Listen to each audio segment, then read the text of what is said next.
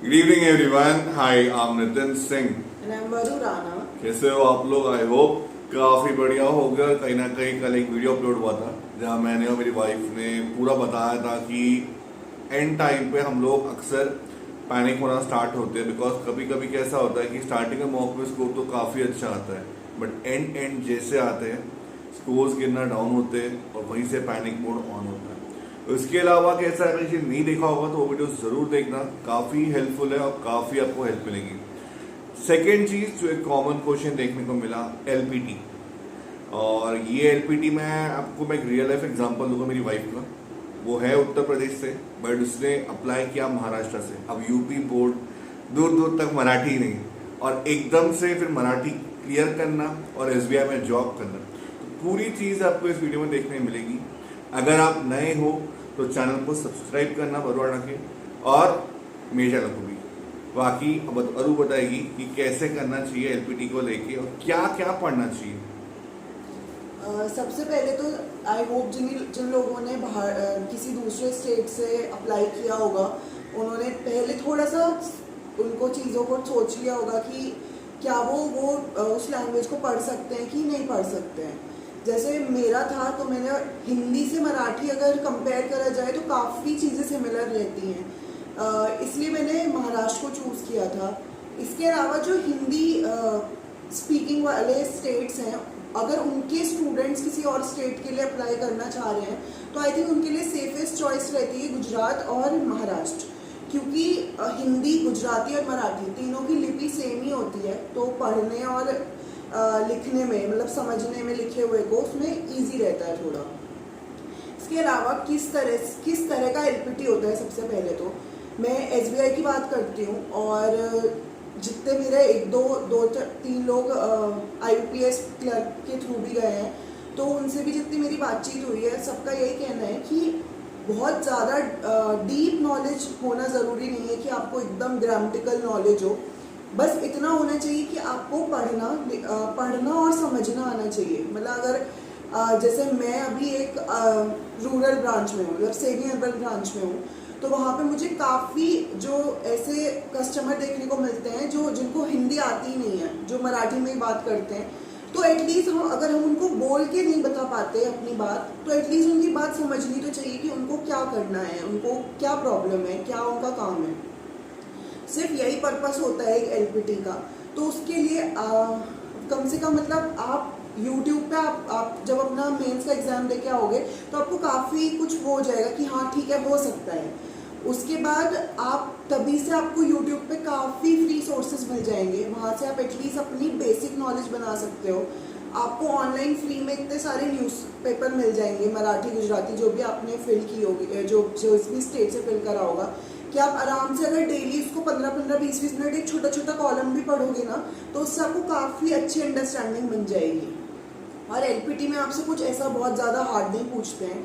और एसबीआई में तो मैंने ज्वाइन किया था, तो उस समय पे एक जो मेरे साथ ही एक बंदा ज्वाइन हुआ था, वो आंध्र प्रदेश से था। उसको ना हिंदी आती थी, ना उसको इंग्लिश आती थी, और मराठी का तो दूर दूर तक कोई नाता नहीं था उसका। बट उसका भी एलपीटी क्लियर हुआ है, और वो आई थिंक अभी लातूर की किसी ब्रांच में अभी पोस्टेड है। तो बेसिकली मोटा मोटा वो कहीं ना कहीं ये कहना चाहती है कि भैया मराठी हर चीज नहीं है, कि भैया लोग जो डरते ना कि मराठी कैसे किया जाए।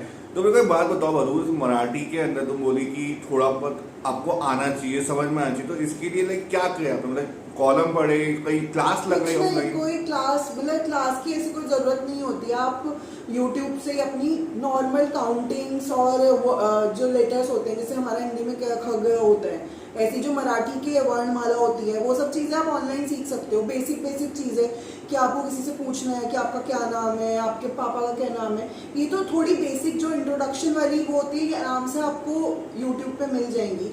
इसके अलावा सबसे ज़रूरी होता है, जैसे इंग्लिश के लिए, किसी भी लैंग्वेज के लिए सबसे ज़रूरी होता है कि आप कितना रीड कर रहे हो उसको। जैसे इंग्लिश के लिए रीडिंग इम्पॉर्टेंट है, इसी तरह सेम अगर आपने कोई और लैंग्वेज आप वो कर रहे हो, जब तक आप उसको पढ़ोगे नहीं, वो समझ नहीं आएगा। ऑब्वियसली आपको चीज़ें समझ नहीं आएंगी शुरू में। मतलब एक बड़ा कॉलम है तो उसकी अगर 10 लाइन है तो 10 में से 5 लाइनें आपको नहीं समझ आएंगी। उसके लिए आप गूगल ट्रांसलेटर यूज़ कर सकते हो, सबसे इजी रहता है वो, उससे आपको सारी चीज़ें क्लियर होंगी।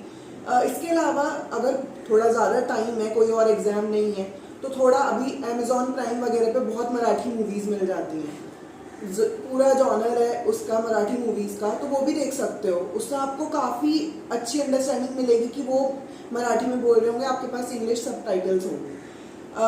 इसके अलावा मतलब एक ये भी कॉमन क्वेश्चन रहता है कि एलपीटी में पूछते क्या हैं, तो कुछ नहीं पूछते। हम लोग को एक पेपर दिया गया था, उस पर एक बड़ा सा पैराग्राफ था, 2-3 पैरा का वो था, मतलब 2 पैराग्राफ थे उसमें, और उसके बेसिस पे 10 क्वेश्चन थे। 10 में से 8 क्वेश्चन आप आराम से, अगर आपको पढ़ना भी आ रहा है ना, तो आप सीधे का सीधा टिप दोगे, आपका क्वेश्चन का आंसर हो जाएगा। हाँ, 2 क्वेश्चन वो ऐसे रखते हैं जिसमें थोड़ा सा अपने अंडरस्टैंडिंग से बना के लिखना पड़ता है, बट वो भी इजी रहता है। उनको नहीं भी करोगे तो आपको सिर्फ पासिंग मार्क्स चाहिए, वो आराम से आपको मिल जाएंगे। ये है भाई, बात कैसा है ना, मेंस निकाल लो, लैंग्वेज निकल जाएगा। हाँ। आप समझ गए? जो टेंशन आपके दिमाग में चल रही ना भाई कि एलपीटी कुछ होता नहीं है भाई। Language proficiency test is basically भाई बंदे को थोड़ा पढ़ना आता है, समझ आता है, थोड़ा बोलना आता है, दैट इज एलपीटी। मुझे बाकी स्टेट का नहीं पता, गुजरात में क्या होता, हिंदी स्टेट में क्या होता, पंजाब में क्या होता, बंगाली में क्या होता। भाई देखो, हमें भैया हम महाराष्ट्र में पैदा हुए, हम महाराष्ट्र में हैं, हमारी वाइफ आई महाराष्ट्र में, इससे हमने डायरेक्ट आपको पूछा दिया। अब लास्ट में एक चीज़ बोलूँगा, कुछ नहीं करो, सबसे पहले फोकस करो SBI clerk pre, then mains, LPT आएगा, फिर वापस से एक बार वीडियो लेके आओगा। अभी ये वीडियो कैसा लगा आप कमेंट में बताना, हेल्प हुई चैनल को सब्सक्राइब करना, इंस्टाग्राम पे नितिन सिंह 48 को फॉलो कर सकते हो, और वरुण के नेवर्क को फॉलो कर सकते हो। लास्ट में एक चीज़ बोलूँगा भाई, अगर पसंद आया एफर्ट दोनों का तो जम के सब्सक्राइब करना। बाकी मिलता है तब तक के लिए जय श्री राम, राम राम। Good night.